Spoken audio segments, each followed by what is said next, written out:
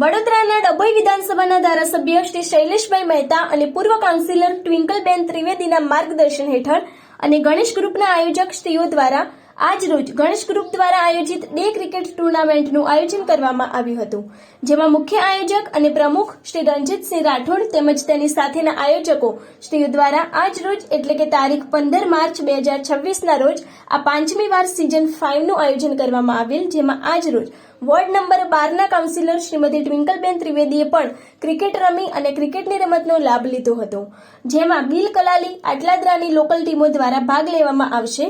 આ ક્રિકેટ ટુર્નામેન્ટનું આયોજન ફક્ત શનિવાર અને રવિવારના દિવસે જ કરવામાં આવેલ છે। આ આયોજનમાં વિનર ટીમને ₹11,001 તેમજ રનર ટીમને ₹7,001 પણ આપવામાં આવશે। આ સુંદર આયોજન બિલ કલાલી રોડ ઉપરના વિશાળ ગ્રાઉન્ડમાં રાખવામાં આવેલ છે। તો આ શુભ પ્રસંગે બિલ કલાલી અટલાદરાના તમામ રહીશોને પધારવાનું પણ આ ગ્રુપ દ્વારા આમંત્રણ આપવામાં આવેલ છે। આ અંગેની વધુ માહિતી માટે જોતા રહો ભારત ટાઈમ્સ ન્યૂઝ।